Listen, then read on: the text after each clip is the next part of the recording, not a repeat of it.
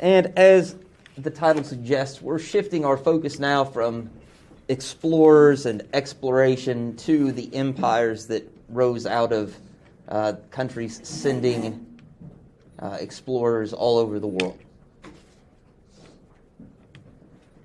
Now, this map in your notes is, of course, frozen because it's a PDF, but what we're seeing is the expansion of European empires. Spain, Portugal, later the British and the French and the Dutch, right, until eventually most of the world is covered by European empires. So what is an empire? An empire is a collection of different territories under one ultimate central authority. Now, that might seem like, well, isn't the United States a collection of territories we call states under the control of Washington, D.C.? Yes, right. But the difference here in many cases is we'll see, talking about colonies. And so that central control is far, far away, and that's what makes a lot of the difference. But we'll get to that. Okay, the empires we're going to look at are the Portuguese. Yes, Thatcher. What's the code for the pear deck? There is no pear deck. Oh.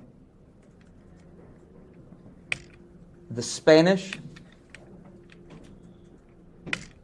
the Dutch, which we'll also refer to as the Netherlands. It's the pesky thing about the Dutch, right? They are the Dutch, they are Holland, and they are the Netherlands. So many names for such a small country. The English, and the French.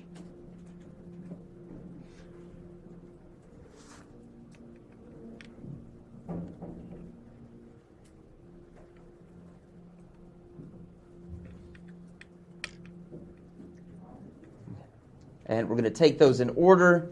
And we're going to start with Portugal. Remember, Portugal is first because they were the first to move. Because of people like Henry the Navigator, they had a head start. And their empire was spread across three areas. They had an African empire,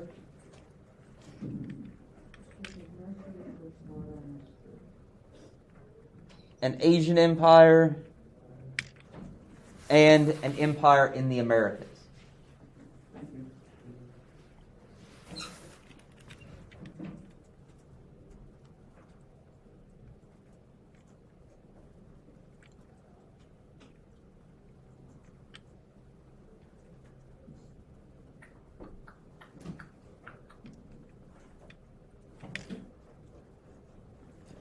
Now, in terms of Africa and Asia, we'll take them together, right? Because the story is pretty similar to both. They're very much tightly integrated in this story. Right? In Africa and Asia, a lot of what Portugal focused on was defeating the Muslims that were in place. Right? If you think about that map of the Muslim spice trade, right, it covers a lot of this same territory around there, from Melanesia, South Pacific kind of area, over to the Indian Ocean, along the east coast of Africa. And so not surprisingly, when they defeat the Muslims, right, and part of the reason they want to defeat the Muslims is to wrest control of the spice trade from that Muslim Italian monopoly. Remember, the Muslims controlled the source of the spices. They worked solely with Italian middlemen to keep a stranglehold on the spice trade and keep prices high. Portugal breaks that. They also seize the Straits of Malacca over here, and the Strait of Hormuz here.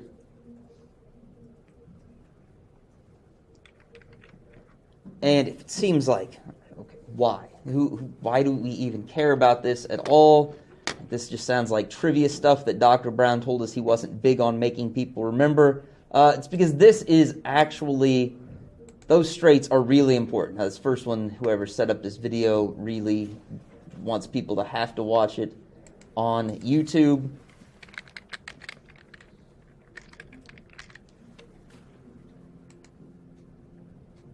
So we'll humor them. Okay, this is an image that shows the volume of traffic, right, in terms of what we can see from space.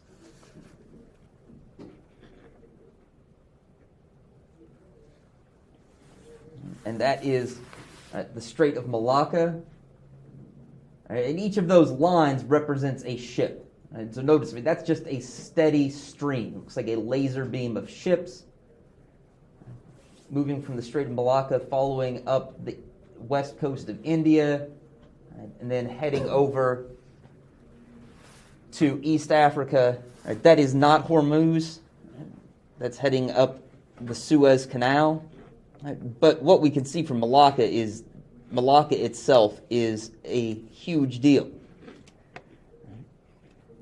The other part of this story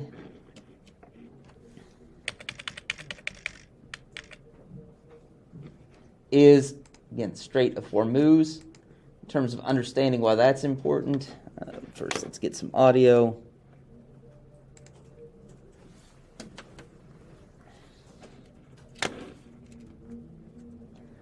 Now, you're going to think, well, this is important. Now, it's always been important, and it continues to be important. The reasons today are just a little different.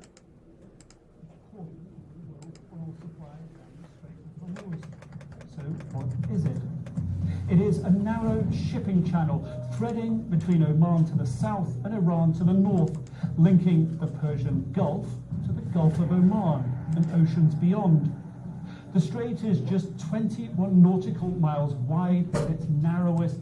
All right, well, that's all right. Let's just. None of these people want to cooperate. All right, now let's.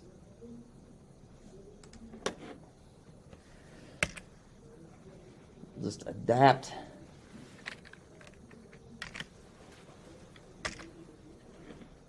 Thinking about going solar, but not sure whether it's worth it for your home? Well, before you get... There is no place on the globe more important for the world's oil supplies than the Strait of Hormuz. So what is it? It is a narrow shipping channel threading between Oman to the south and Iran to the north, linking the Persian Gulf to the Gulf of Oman and oceans beyond. The strait is just 21 nautical miles wide at its narrowest point, and its shipping lanes are just 2 miles wide in each direction, limiting traffic. Even so, around 24% of global oil production, or around 22.5 million barrels a day since the start of 2018, pass through the strait. And the US Energy Information Administration describes it as the most important choke point for the world's oil industry. Saudi Arabia sits on one side of the neighboring Persian Gulf and Iran on the other. When tensions run high, the strait can be a flashpoint. Any holdup on supplies passing through such a constricted artery can wreak havoc on the nervous oil market. While it is in everyone's interest to keep the strait open, threats have been made to close it. In 2008, some Iranian officials threatened it would control shipping in the strait if it were attacked. In 2011, Iran also threatened to block the strait in retaliation for US and EU sanctions targeting its oil revenue. And even today, the Strait of Hormuz can still be used for international leverage.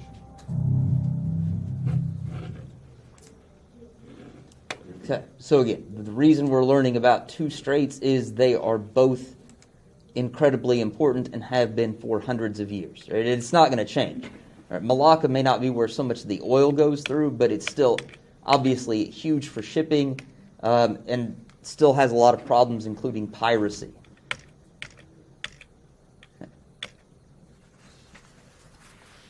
the other point to make here is that if you look at the pattern of the colonization here, it's just coastal. I mean, there shows some stuff moving inland here. Some of this depends on the time period. We just kind of have to use the best maps we can. But for the earliest periods, they were just focusing on building a network of trading posts all around here. They're not interested really in controlling territory, other than just enough to be able to trade with the locals and get what they want. There is no place on the... In the Americas, their colonial possessions were focused on South America. They've got a few islands along the way, but mostly we're talking about land that is today dominated by Brazil. Now, we've learned one new term today, empire. The other one is colony. Right? Empires are built of colonies. That's what makes the United States a country and not an empire led from Washington, D.C. Okay. Colony is a chunk of land. It's a territory that is under the control of a foreign country, right? Another country. Right? And usually one that is far away, right? As is the case with Portugal and their South American colony. They are a long way away. And it definitely felt like it in a time period when you can only travel by the power of the wind.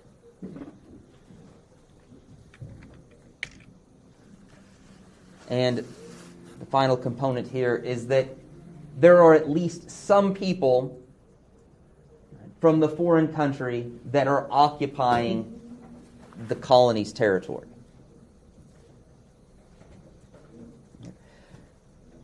I say at least some, it doesn't have to be a large number. In some cases of colonies, the number of Europeans is very small.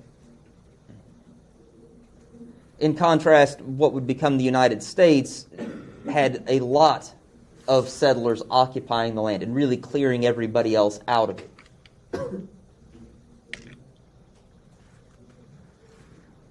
In the Americas, Portugal initially focused on sugar production.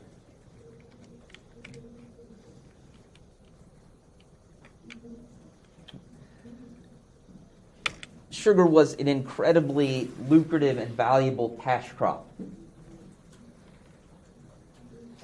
which leads us to our third term, cash crop. That's something that you grow, not surprising from the name, to sell for money. You're not growing it to use it or eat it yourself. And it's not like a garden where you grow 12 different kinds of things to feed your family. You're growing this kind of thing, and as much of it as you can, to sell to other people to make money. Yep, if you'll come fill out your pass, I will sign it. Okay. Later on, in the 1700s or 18th century, they also discovered gold and naturally emphasized production of gold. Both of these types of production were really involved pretty brutal conditions and relied on enslaved people for labor. Early on, right, the Portuguese tried to use the native population. Right, as we will see, this just does not work. You're welcome. For lots of reasons, but typically it's because the natives are unable to live in these conditions and they just die off in great numbers, and you just don't have any more natives to enslave, and so the reliance shifts to Africans.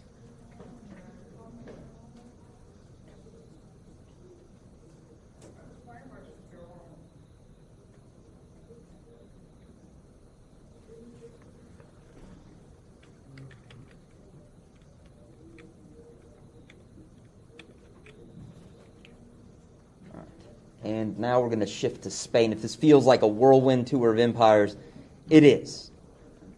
I want you to know about them. I want you to understand some of the outlines and the important points, but we're not going to try to become experts on the empires of the world. Okay, this first map shows us what is ultimately the extent, right, the greatest extent of Spanish Empire, and it is a global phenomenon.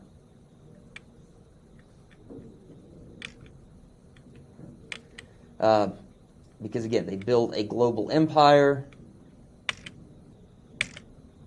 but for all of that, the key colonies were in the Americas.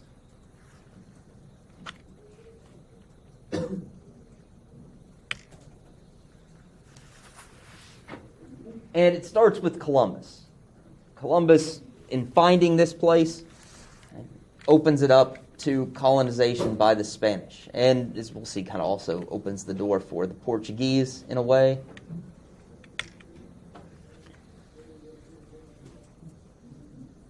And the pattern we see here is conquest. Right? This is conquered territory. Right? And it's different from what the Portuguese have done in places like India. They're actually conquering big chunks of territory. And this is done by conquistadors. And some of you have researched, some of the explorers that you've researched fit this category of conquistadors, and we'll come back to them.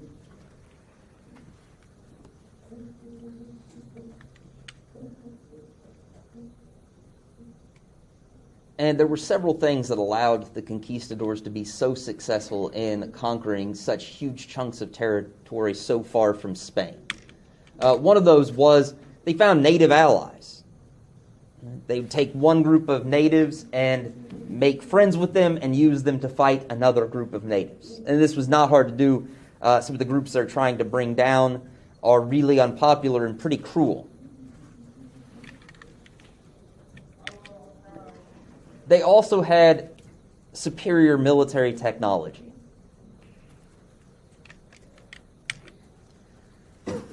The most obvious of these is firearms.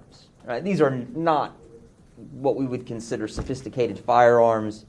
Blunderbuss. Yeah, blunderbuss, arquebus, just pretty poor by today's standards, but pretty terrifying at least back then. Also steel in terms of armor, lances, spears, swords. The natives in the Americas don't have any of that. In a lot of cases, they're fighting with wooden clubs that have embedded stones or volcanic glass, which does not do much against steel armor. That is unless they kill Sure. someone. Sure, and capture, yes, that is correct. Some genius taught them how to use a gun. Well, yes. I mean, it was bound to happen eventually. All right. And then horses. Now, if you think, well, I don't know that horses count as military technology, maybe not the animal itself, right? But saddles, stirrups, all of these things that let you fight from a horse, that's kind of part of the technology of the horse also. And there are no horses in the Americas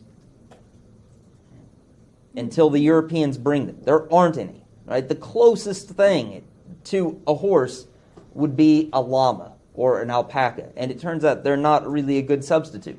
So horses represent a huge military advantage for the Spanish.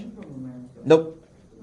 Nope, it seems like it's one of those things that you think from the fact that there are wild horses running around, they've always been here, but no. Yeah, Mustangs. Yeah. They seem American as apple pie, but they are not. They were brought over from the old world. Apple pie is in America. Well, that's true too. All right. And finally, the conquistadors got a lot of help from diseases. And we'll talk more about this when we spend some time with the Columbian Exchange. But these old world diseases were incredibly important. They spread faster than the conquistadors moved. All right. So as the conquistadors are moving farther in, miles and miles ahead of them, these diseases are racing through the native population and killing them in huge numbers. Right? Which means by the time the conquistadors actually show up, in a lot of cases there aren't that many people left to conquer. And the people who are alive really aren't in much condition to put up a fight.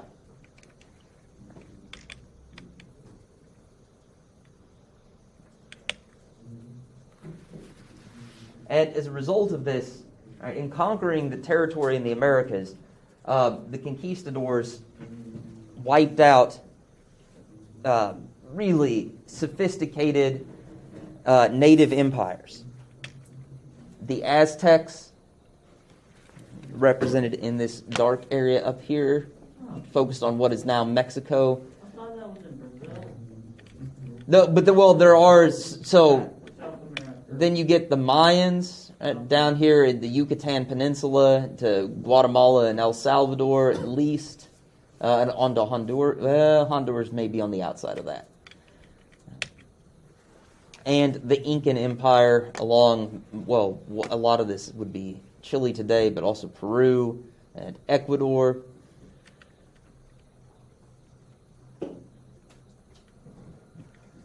And again, they just destroy these empires.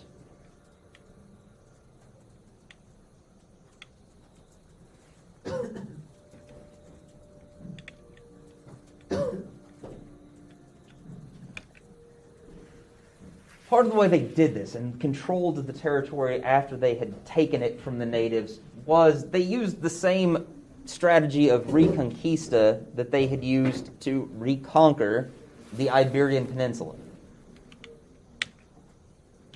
So remember, from yesterday, well, not yesterday, the day before, the Spanish and the Portuguese had only recently taken back their own home territory from the Muslim Moors who had conquered from North Africa. So they just take that same strategy they used to fight the Moors and they employ it in the New World. And this strategy is built on, for one thing, imposing Spanish culture on non-Spanish peoples, whether it's the Moors or, in this case,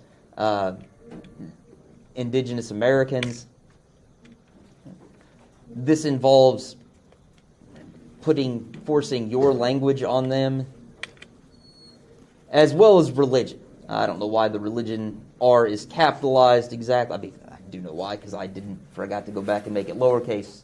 You don't need to capitalize religion. They also lived with the locals. Now, you need to be careful how you think about this. I will clarify it for you, but this is not just living with them so they can see how you do things. Right? You're wading into them, right? But you are also very much changing their lives. And one of the things here that's different from Reconquista back at home, there aren't a lot of Spanish women here. Right? The conquistadors are men. Very few women are coming over. And so what you get is another form of making the locals more Spanish. Right? They interbreed with the native population to produce the mestizos, which are the people of mixed native and European descent.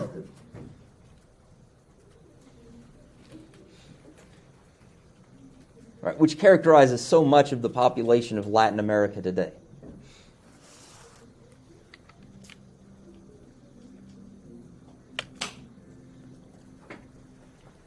They also maintain control through the encomienda system, which is part of the Reconquista strategy. They just have adopted it from what they did in Spain to what they did here. And how this works, it's a lot like feudalism. Right, you grant land to a conquistador. The government says, all right, this is yours. Right, you need to manage it. You need to keep control. And if you will maintain this land and make it productive, you can keep it, and at least a share of the natives on that land will be included as your slaves.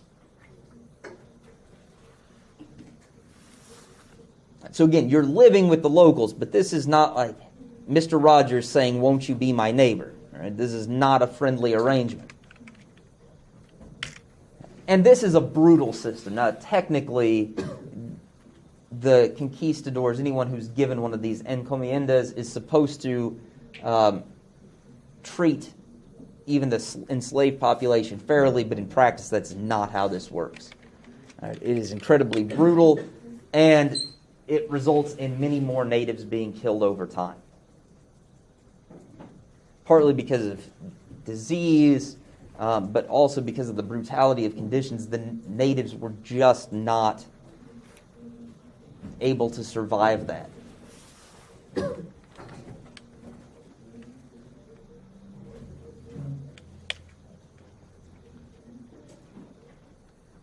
Now, this is going to be a recurring theme here. We will also have imperial competition. And we'll start with Portugal versus Spain. Now, Spain is motivated by jealousy of Portugal. Portugal gets that head start, especially in terms of the Africa and Asia trade. We think about Portugal and Brazil, but their big initial step was in Africa and Asia, and Spain didn't like being left behind and cut out of that. And so Columbus, his whole expedition, he's trying to find Asia to horn in on what the Portuguese have there. And he thinks he's found it. Right? He dies thinking that he found Asia. Right? He's wrong the entire time. Right? But kind of the, I suppose, funny thing here is that the Portuguese also thought he had found Asia. And they're panicky because all of a sudden, like, Columbus has found Asia too, and it seems to be like a different part of it. They don't know that there's a whole other ocean between what Columbus has found and actual Asia. And so this ramps up their rivalry. And it risks actual open warfare between the two countries. And so a figure we haven't seen in a while gets involved. That's the Pope. You don't need to worry about which Pope. Bless you. But the Pope at the time mediates and helps craft the Treaty of Tordesillas, right? Which is not the Treaty of Tortillas, and it's not the Treaty of Tortoises. Right? So be careful.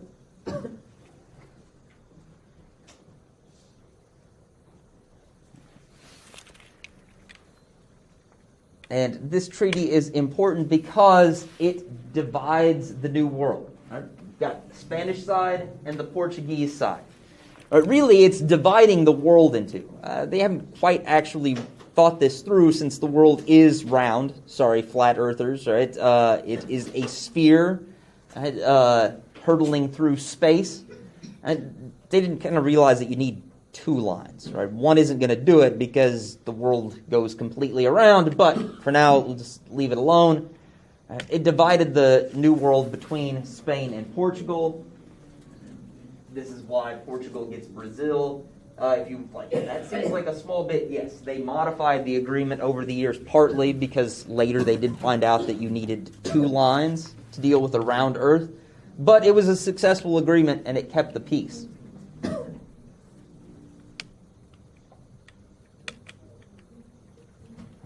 Now we're moving on to the Dutch, right? Little bitty country. I mean, it doesn't look that small, but if you think about it, like the North Ireland that we learned about would fit, like, you've got, basically two Northern Irelands. And a lot of this land is, like, the Dutch have clawed it back by draining areas of sea. If the pumps stopped working, the Netherlands would be underwater. What happened there? Okay. But the Dutch are really one of the most interesting countries. To me, they may be the most interesting country in this story of early empire. I call them a young country because they are. They don't win independence from Spain until 1581. About 90 years after Columbus has set sail for the New World.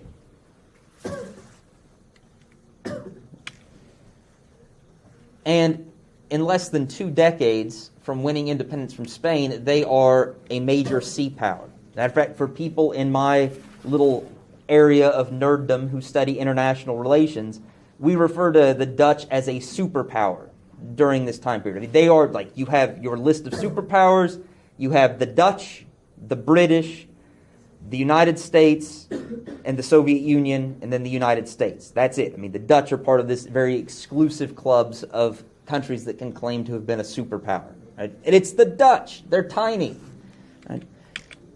They did this at the time by creating both a navy and also a merchant marine or a trading fleet of 20,000 ships. Now, don't imagine that each one of these is a Ford-class aircraft carrier. It's not that kind of situation, but still. They were most likely just junk. Well, no, I mean, they're ocean-going sailing ships, but... A junk is a type of ship. Yeah, no, I know that. But a little bit different. Well, I guess it's called a junkie. No, I know what you mean, Thatcher. Yeah, junks being more of like a Chinese design. But yes, I know what you mean. I know you weren't putting anybody down. All right, so how did they manage to pull that kind of turnaround from being a conquered, basically a colony of Spain, or a possession of Spain, would be the accurate way of putting that, to a global superpower? One, they, in terms of their empire at least, they only cared about gold and glory. Now, they partly care about gold because of religion, but let's leave that aside. In terms of their empire, they weren't interested in spreading Christianity. They were Christians, but they weren't interested in saying, like, hey, coal, this will be like the West Indies or the East Indies version of coal. Right? Would you like to be a Christian? Of course, they don't care. Right? I don't care if Cole's a Christian or continues doing whatever he was doing before, as long as they can use coal to get rich. So they're not spending any time spreading Christianity. They're just trying to get riches and glory. And this is not going to sound exciting at all. Right? Now, it will probably fit. Cody's like, yeah, no wonder they're his favorite. Look at this. They're good at this like boring stuff like banking. Right, what's he going to do next? To teach us how to balance a checkbook? No. And I know it sounds boring, but figuring out banking and government borrowing was the secret sauce of Dutch imperialism. Because as boring as it sounds, right, it helps them avoid something that other European governments were crippled by. And that's just they ran out of money. Even the Spanish, the Spanish really screwed things up. They had all this gold coming in, and they ended up still managing to be broke. Right? Whereas the Dutch, they weren't finding actual gold, for the most part, but they figured out how to borrow money and run banking, and so they didn't run out of cash. And they also did something else that was different. Right? They used companies. Instead of the government actually going out with its own military and conquering stuff, they used companies to do it.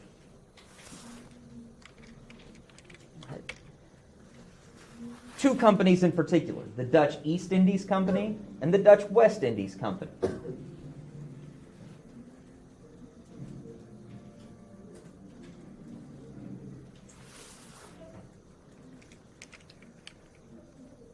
So far, so boring, right? We've got banking, borrowing, and companies. But some of you have played video games where in some dystopian future world there are mega corporations that have their own militaries and armies and control people's lives. Yeah, you don't need a made-up video game about a dystopian future to have companies that are like that. Right? The Dutch companies were those kind of companies. They were created by the Dutch government to run the Asia trade. And they were given a free hand. They were allowed to create their own money. Right? So like maybe this is your like Judge Dredd thing where the companies control these giant cities. And with their own money, same thing here. Right? Don't need a dystopian future. Don't need science fiction. This was real. They could make their own treaties. A treaty is a legal agreement with either a foreign people or a foreign government.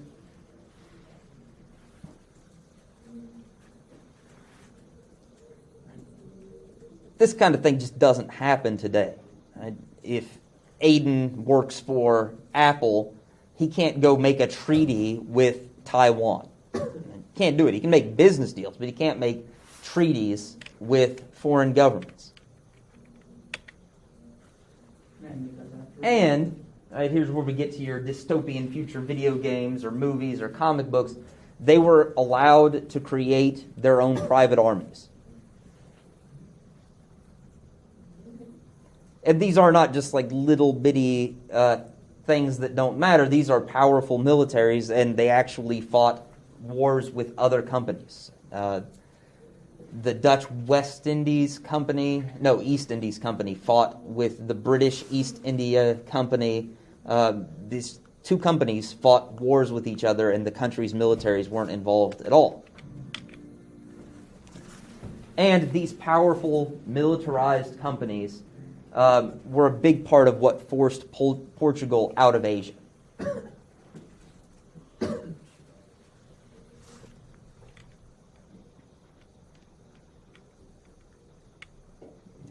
There being an example of their money that they could create, and these companies ended up dominating trade in the Indian Ocean.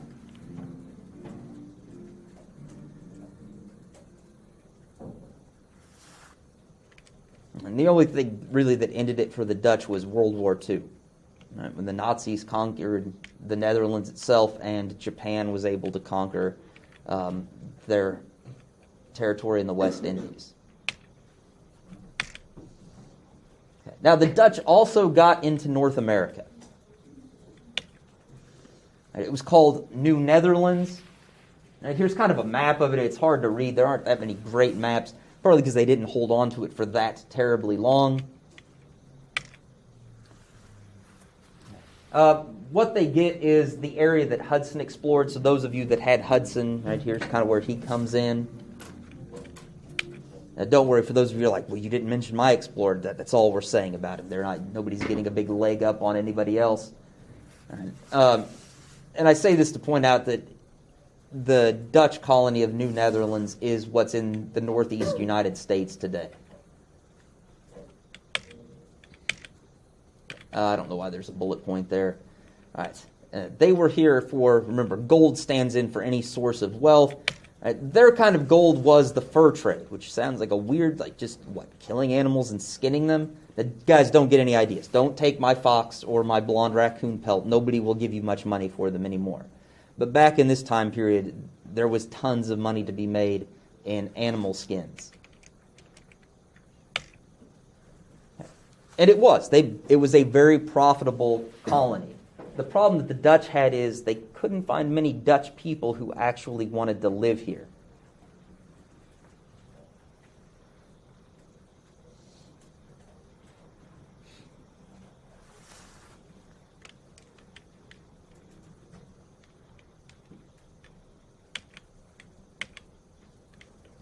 Okay. Now we'll come back to the Dutch, but first we need to introduce the English in this role.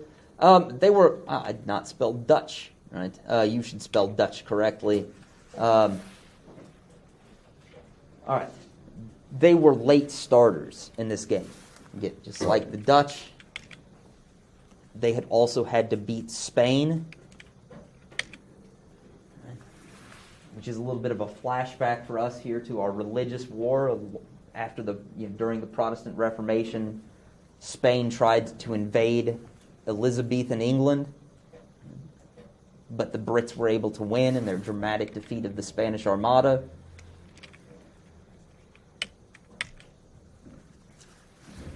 And they kind of, like the Dutch, tried to do a lot of this through companies. The big one for the British is the East India Company.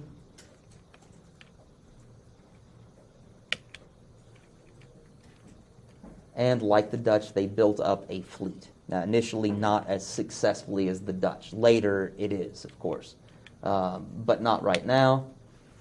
And they actually worked very much like the Dutch, and because of the same goal, kind of sort of in cooperation with the Dutch, to kick the Portuguese out of Asia.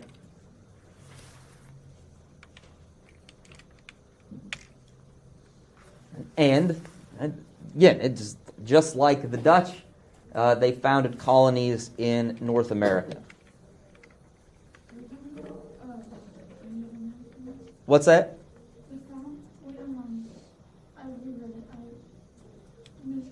Oh, okay. No, that's fine. All right. The only real big difference here with the Dutch to this point is that the British, instead of focusing on the East Indies, what would now be Indonesia, for example, they focused on what is now India.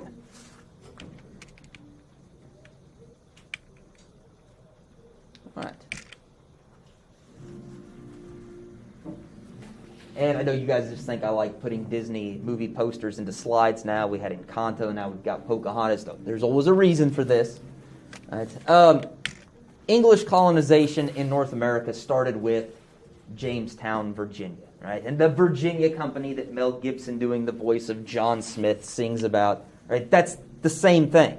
The movie about Pocahontas it's about that same place, Jamestown, Virginia. Just a lot of the history is not quite right. Well, because wasn't Pocahontas like 7? I think like 10. Yeah, Right. they weren't at all the same age. Yeah, no, There wasn't a romance like at all. Yeah, no, I know. It's so yes, lots of things go wrong. Okay, so they found the colony in 1606. So again, a later start. And they wanted to find gold. That was what they were really hoping to find. Right? They really wanted to do what Spain had done. They were, in fact, unfortunately, so just absolutely fixated on getting gold that they didn't bother to plant food. Well, that's stupid. Yeah, it turns out to have been very stupid. So they start starving. When you start starving and your body is weak, you are more susceptible to disease.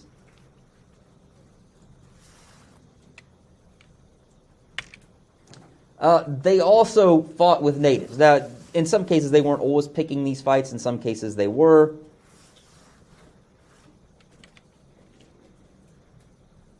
And initially, this did not go well for the settlers. And so what we have is within 4 years, 9 out of every 10 settlers has died.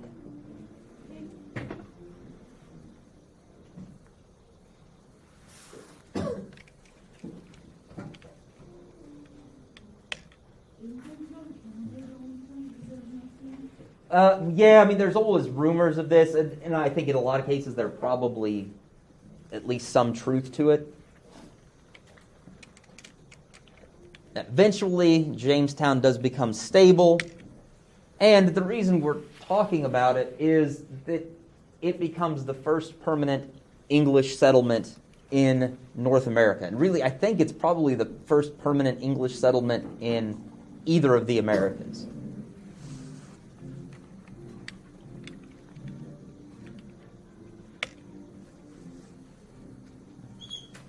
And the English did end up finding their gold in Virginia. But again, it's not actual gold. It's tobacco.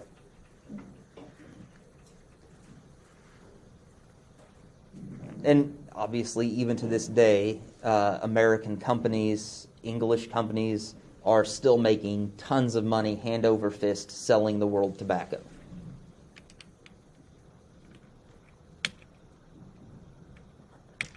And we will, I know those of you eyeing the clock, I'm eyeing it too. We are almost out of time. We'll stop here so that you've got time to upload your notes.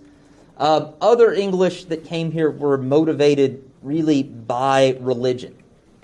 And when I say motivated by God, I don't necessarily mean that like God is telling them or they believe God is telling them to do this, but they're motivated by religion. Right? One of these groups is the Pilgrims. Right, whom we celebrate every year with Thanksgiving. Right, in the 1630s, come different religious groups known collectively as the Puritans.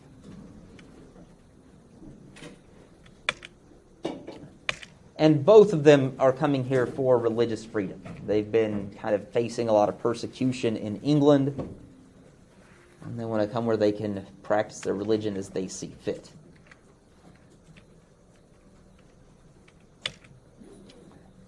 And they both arrive in what is now Massachusetts.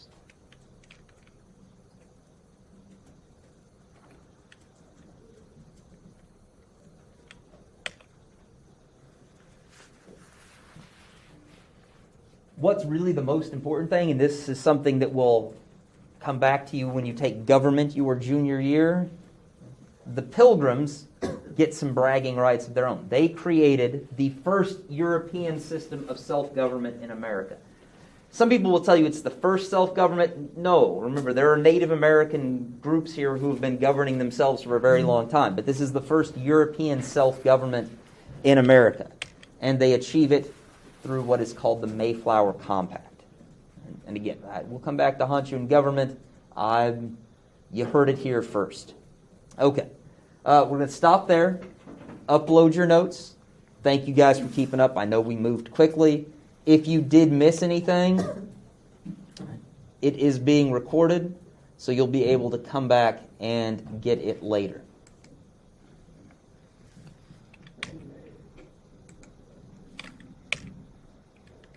And as I mentioned earlier, one of the recurring themes here is going to be not just the formation of empires themselves, but also competition between them. And just as we saw competition between the Spanish and the Portuguese, we will see it between the English and the Dutch. And recall earlier from this presentation that the Dutch and the English both drove Portugal out of the Indian Ocean trade and out of Asia. The Dutch then in turn drove the English out of the East Indias, represented here. And of course, in your fillable notes, this map is not going to be animated, but what we're seeing is over this huge spread of islands, the Dutch gradually build control. The VOC represents the Dutch company. We'll later see that the Dutch government takes over more control directly and, of course, gets a lot of the territory. But early in this period, where we are focusing for now, it's really a story just not of conquering the territory, but kicking the English out of that area of trade. The English then shift their focus to India. And when we say India, we're talking about the same general chunk of territory that is now the country of India, jutting out into the Indian Ocean. Okay.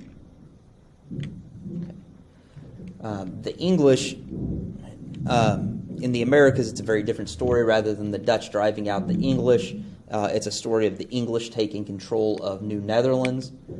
This is done without violence, without a fight. And New Netherlands becomes New York, right? And the city of New Amsterdam becomes New York City. Right? And it gets its name from this snappy dresser here, the Duke of York.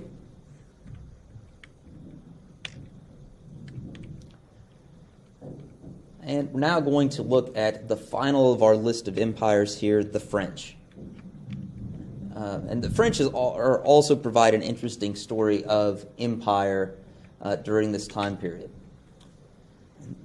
They really, in terms of areas outside of the New World, they only get a very small presence in India. Remember, the British, the English have shifted their focus to India, and as we will see, are very successful there. The French, on the other hand, are far, far more successful in their North American empire. And this is a period that lasts from 1535 to 1803, with some complications. But that range will work for us for now.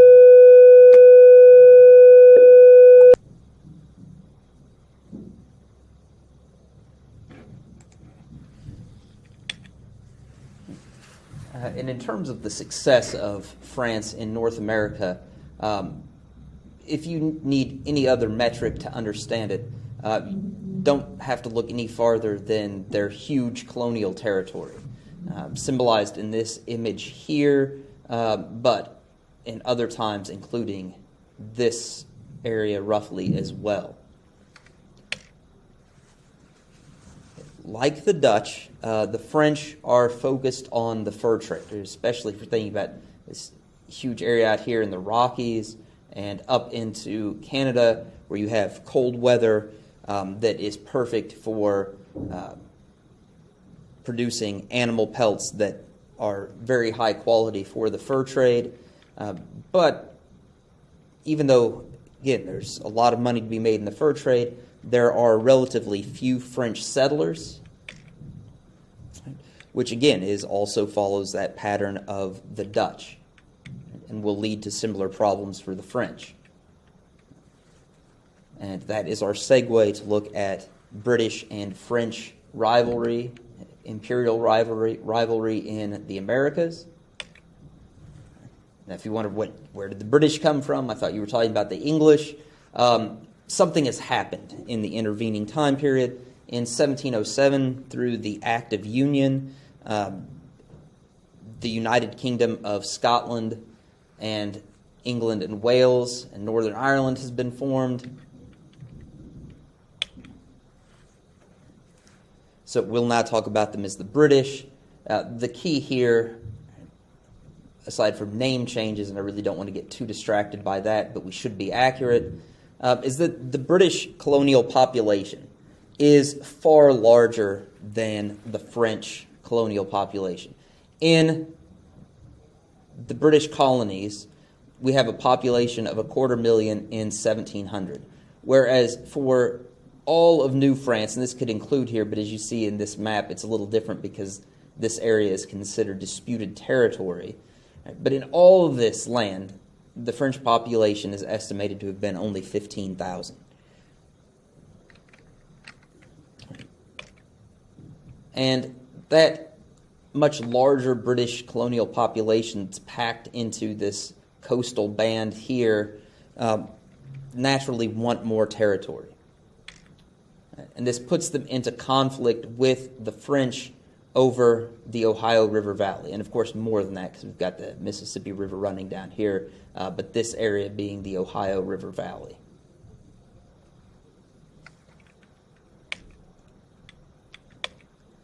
The result of that dispute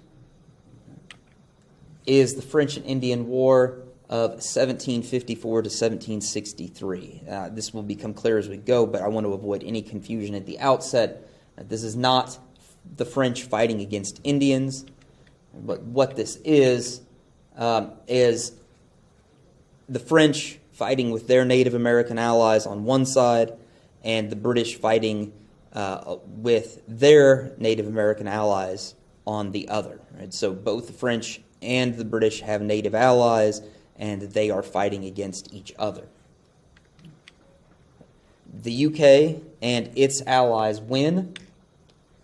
The UK then gets all of the French land, which if the map circles back here, and it will, oops, I jumped ahead. What we see is all of that area that was New France becomes British territory.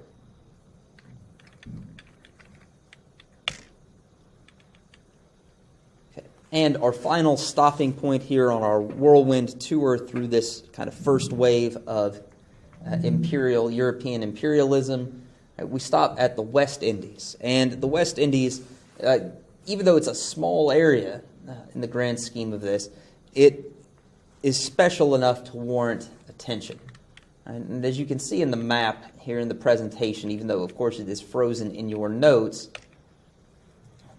most of the empires will claim parts of the West Indies. I mean, as you see here, even Denmark and Sweden, who do not figure into our broader story at all, claim parts of the West Indies, which sits around the Caribbean Ocean. This is Yucatan Peninsula, what we refer to typically as Central America, Colombia, Venezuela, of course, across there, Florida up here, Cuba. So all this in the West Indies, Hispaniola, which now holds the Dominican Republic and Haiti. Right? But most empires claimed parts of this. And as you can also see in the presentation, the islands are being passed back and forth from one country to another as a result of diplomatic agreements, military conflicts. What does remain consistent, and unfortunately consistent, is this lasting legacy of plantation economies. Now, plantation economies is yet another new term for us in this presentation, but it's related to some of the concepts we've already learned, particularly cash crops, because plantation economies are those that are really focused on the production of a few, and in some cases really maybe only one cash crop. And remember, cash crops are things that are grown to sell, not for the grower to consume themselves. And as a result, when we've got a whole economy that is dominated by a cash crop, they often don't even produce very much of their own food and are certainly not self-sufficient in food. So they might grow sugar for the whole world, but they do not feed themselves, right, and require imports of food from other countries.